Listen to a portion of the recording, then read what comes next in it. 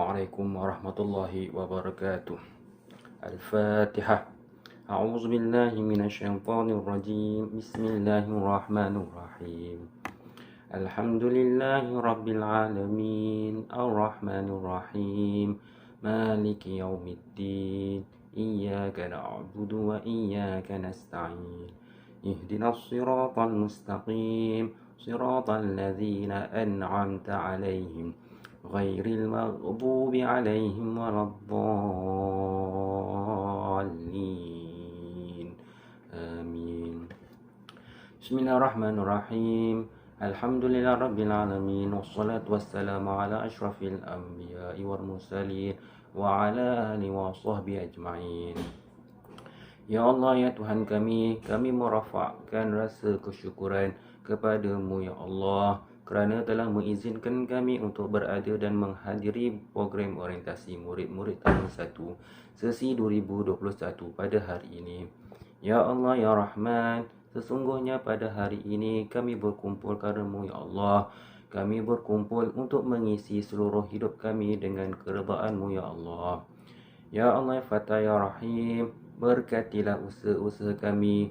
Mudah-mudahan dengan usaha-usaha kami ini, anak didik kami akan menjadi murid yang cemerlang, terbilang, murid yang disegani dan dihormati, sama ada dalam aspek akademik maupun kurikulum.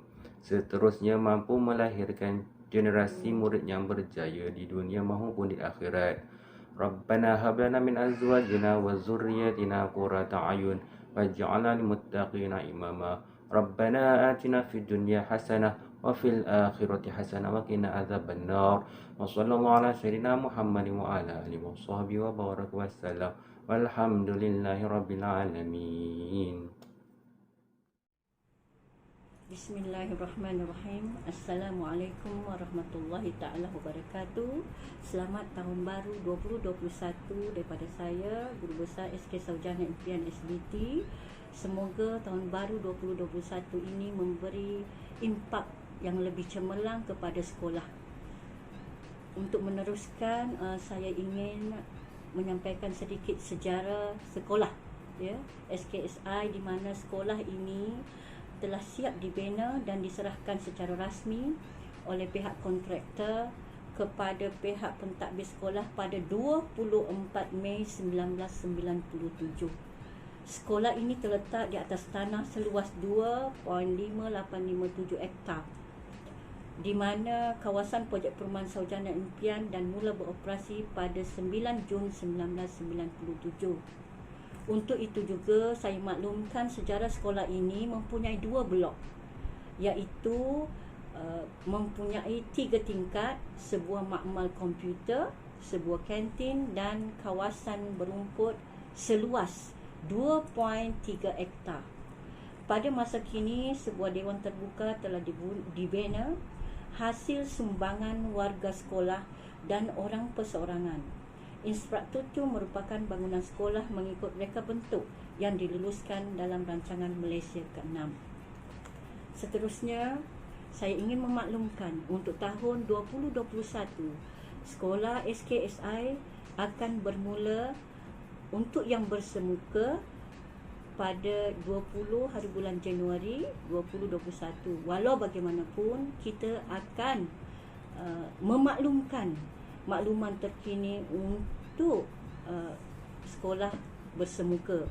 Untuk pengetahuan ibu bapa, hari persekolahan bermula Isnin hingga Jumaat, bermula pada jam 1.05 hingga 6.30 petang untuk tahun 1, ya, dan tahun 3.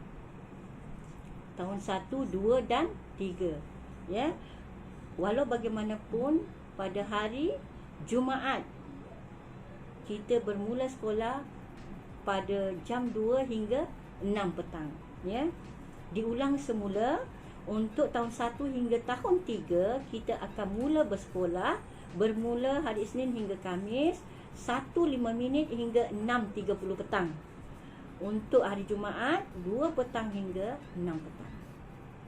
Okay, seterusnya, untuk pengetahuan semua, sekolah kita telah diperolehi SKK bermula tahun 2014.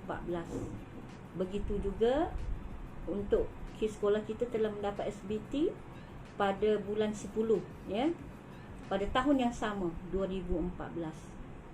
Jadi saya harapkan semoga apa yang disebut tadi daripada sejarah sekolah dan waktu sekolah ini, saya ingin meneruskan tentang bagaimana kita nak memaklumkan kepada ibu bapa khususnya tahun 1, ya, transisi anak-anak pada 2021, di mana saya nak memaklumkan juga, kita akan maklumkan kepada warga ibu bapa yang terlibat khususnya tahun 1,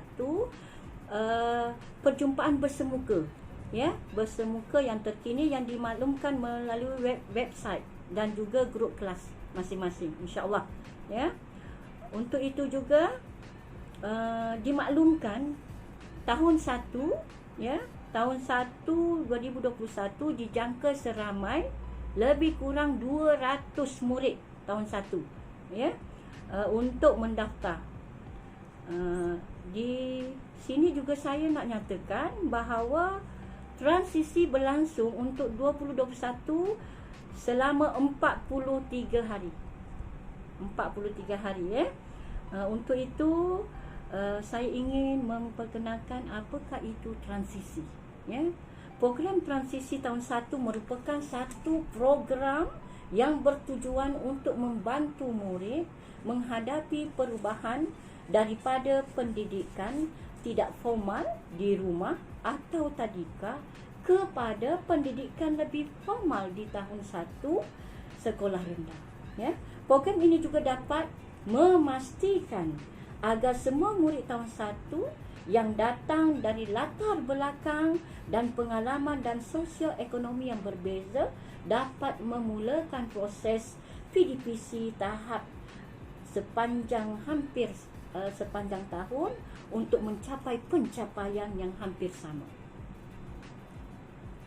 Untuk seterusnya, untuk makluman ibu bapa yang dikasihi sekalian, ingin dimaklumkan juga objektif transisi adalah bertujuan untuk meningkatkan keyakinan murid dalam interaksi sosial dan pembelajaran. Itu yang pertama.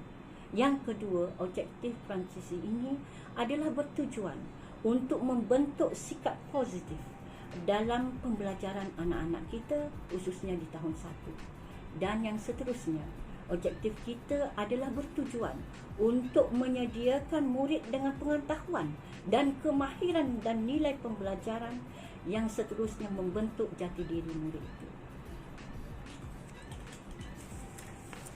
Seterusnya, dalam transisi ini, guru adalah berperanan sebagai membina hubungan mesra dengan murid di kelas dan mewujudkan komunikasi baik dengan ibu bapa.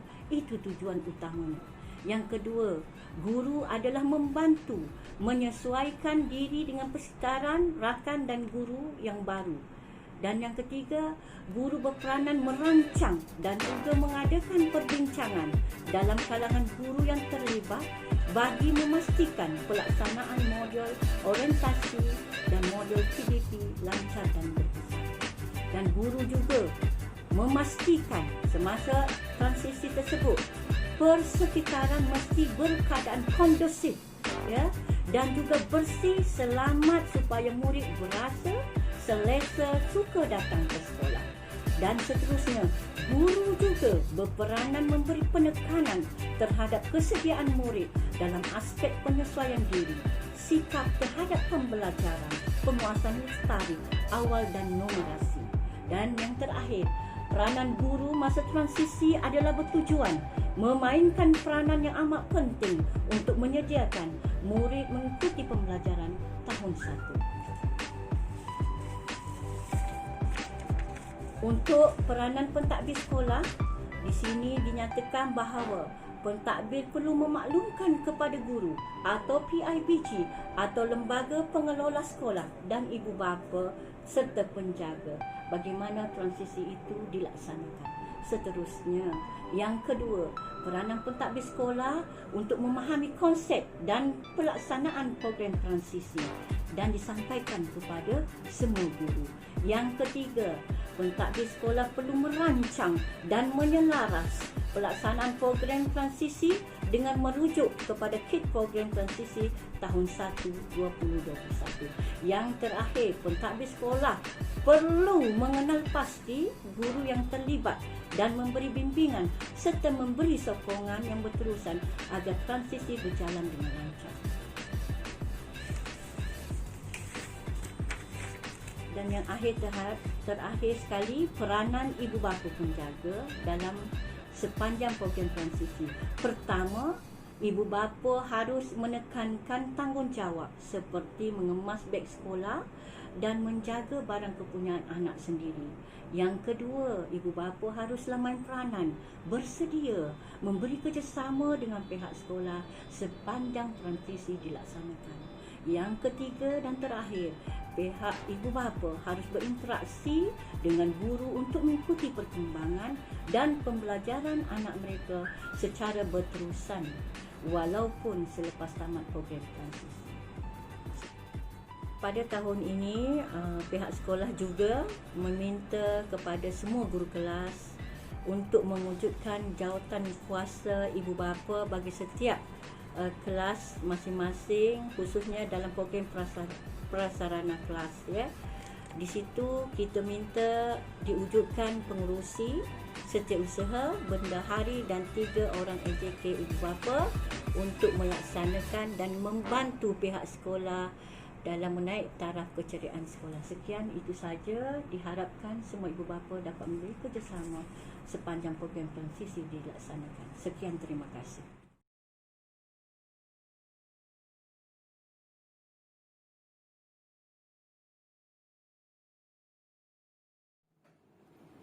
Assalamualaikum warahmatullahi wabarakatuh.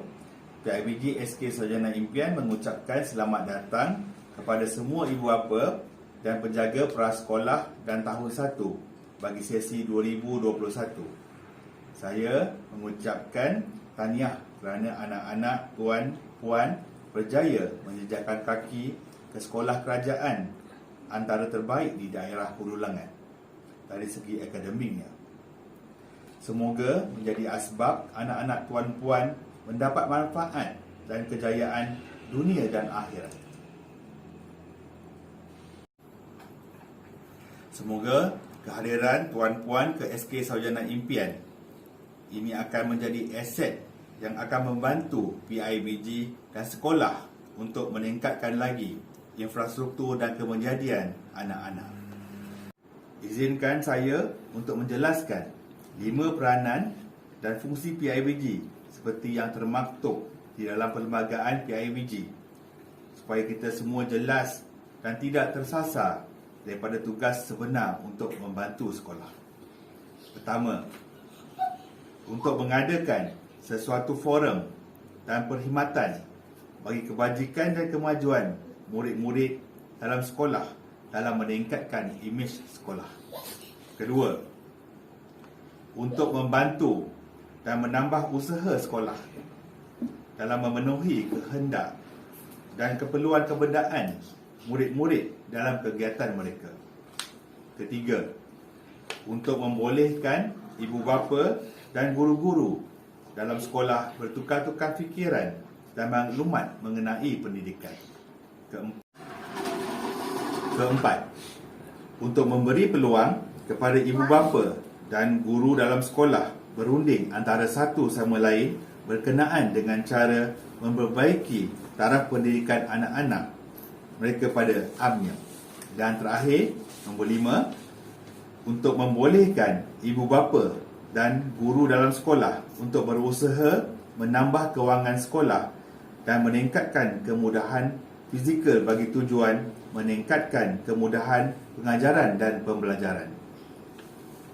Demi untuk mencapai dan merealisasikan peranan dan fungsi PIBG yang telah digariskan ini, bantuan dan sumbangan kewangan daripada ibu bapa adalah sangat-sangat diperlukan.